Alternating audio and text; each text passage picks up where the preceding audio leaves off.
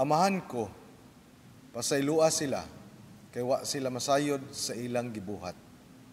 Mga pulong gilitok ni Hesukristo, taliwala sa kasakit ug pag-antos, sa kahait sa mga lansang nga milagbas sa iyang kamot ug tiil, mga pag-ampo, bisan pa man sa pagbiay-biay nga naangko niya at tubangan sa mga sundalo. Apan wala kini niya panumbalinga. Iya lang gihapon gikalimtan ang kaugalingon o giampo ang uban. Ang iyang gugma way gipili. Gugma gipaambit alang sa tanan.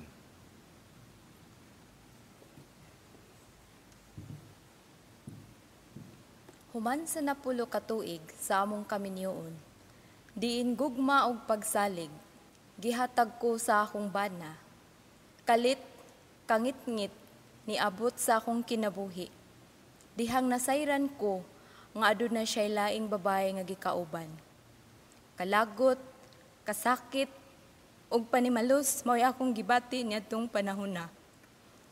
Panagbuwag mao'y akong dihadihang desisyon. Daghang mga pangutana ang gusto kong matubag dayon. Unsay wa na ko mabuhat, isip asawa.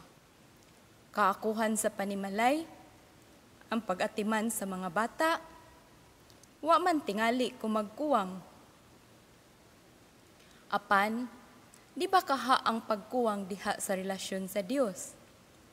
Sa iyang gugma ug kaluoy, iya kong gihatagan ug kalig-on. Sa hinay-hinay, iya kong gibira, paduol kaniya, hilabi na diha sa santos nga misa. Jesus, heal my marriage. He changed me towards sa akong isig kataw. Totally, na-change good ko through sa mga trials sa akong kinabuhi, especially sa pagsuway sa akong marriage. He really gave me the grace of humility. He let me get rid of anger, resentment, hatred, and bitterness inside of me. Labaw sa nga tanan, nakatun ko sa pag-ampo, dili lamang alang kanako, kundili alang sa akong bana ug sa babae nga nahilambigit kaniya. Lakip usab sa akong pag-ampo ang mga magtiayon nga nagsuffer sama sa akong naagian. Ug ingon man sa mga binuhat nga nahisalaag sa ilang kinabuhi. Hilabi na sa mga infidelity cases. Nasilsil sa akong kinabuhi ang pagtulunan sa simbahan, nga bisan sa kabugat sa problema, walay dili masulbad pinaagi sa Eucharistia. Ang akong mga kalibog ug mga pangutana sa akong pagsudong ni Hesus diha sa krus ug sa pag-ampo niya sa amahan, pasaylua sila kay wa masayod sa ilang gibuhat, nakapahimo kining sayon alang kanako, nga mahatag ngadto sa mga tao nga maoy hinungdan sa akong mga kasakit. Pagpasaylo. Dili gayud sayon ang pagpasaylo. Apan, sa atong pagkamakanunayon, sa pag-ampo, ihatag gayud niya ang grasya nga kita mapinasayloon. Ug dili na ta bation ug hilabihang kasakit, bisan pa kapila talo iban sa atong minahal sa kinabuhi. Kay ang Ginoo maoy mohulip sa tinud-anay nga gugma nga atong gikinahanglan. Ang pagpasaylo maghatag kini og dakong milagro sa atong kinabuhi. That it is in forgiving that we can receive great miracle. Ug kini mao ang akong nasinati nga dakong milagro. Ang kausaban ug labaw sa tanan, ang pagserbisyo nga tinud-anay sa Ginoo sa akong pamilya, bunga sa pagpasaylo.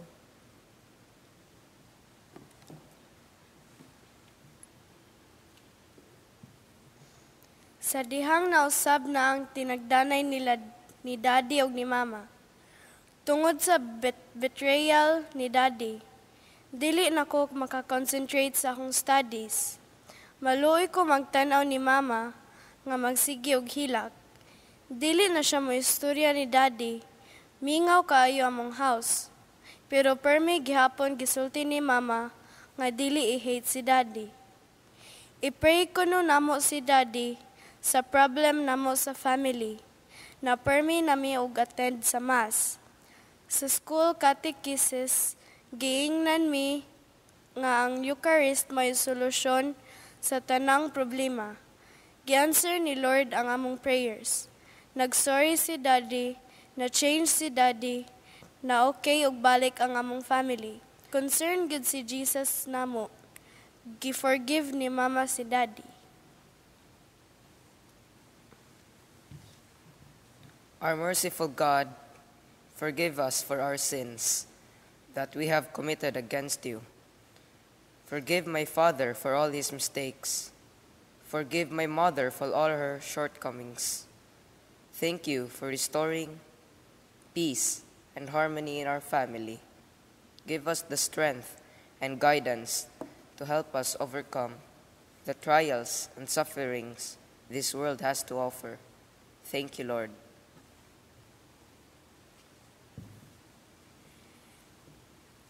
Nakapanghinuktok nako, wa ba day ako masayod sa akong gibuhat? Wa ba day ako masayod sa sala nga akong nabuhat? Nasayod ba sa ilang gibuhat kadtong mga sundalo nga naglansang ni Hesus? Di ba apil kitang katawhan sa pagpanamastamas kaniya? Sa pagampo ni Hesus, amahan ko, pasaylua sila, kay wa sila masayod sa ilang gibuhat. Pulong nagdala sa dakong kaluoy, pulong sa gugma.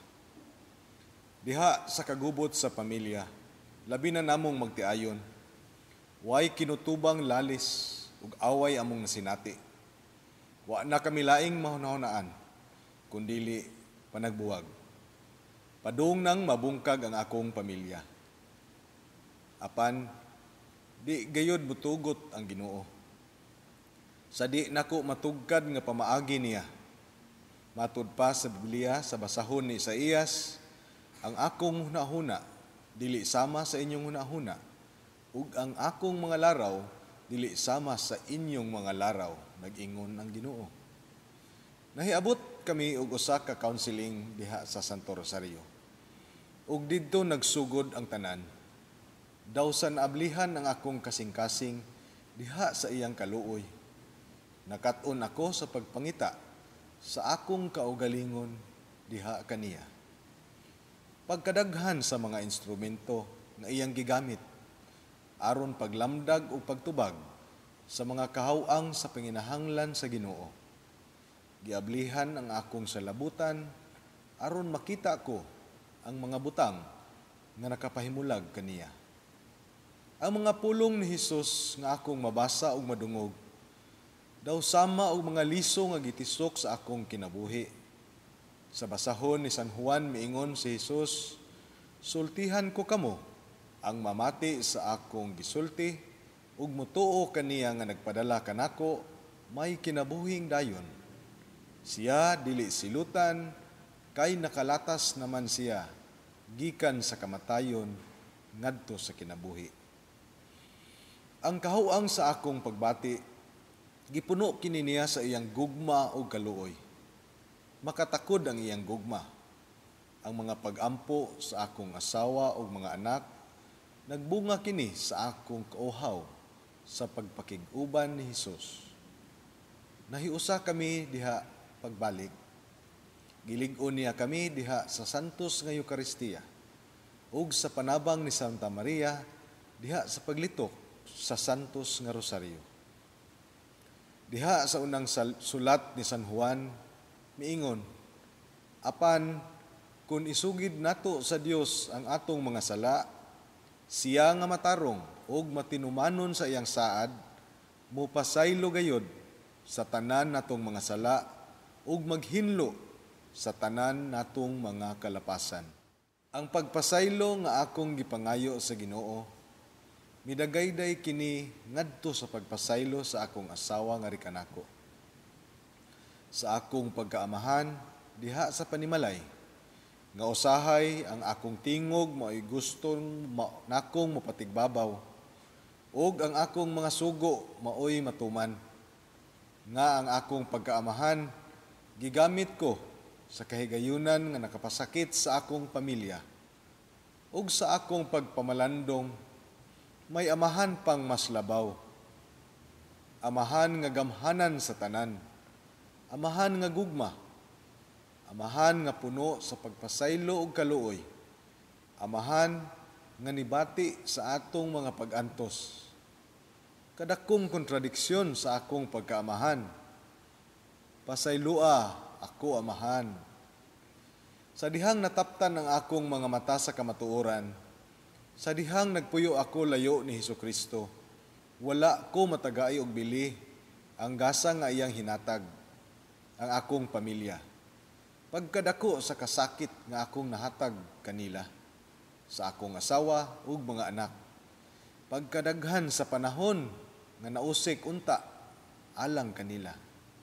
Sama nga gilansang ko sila. Sama nga ako'y naglansang ni Jesus. Pero ang kaluoy sa Ginoo walay kinutuban. Hinuon iya pa akong giduphan.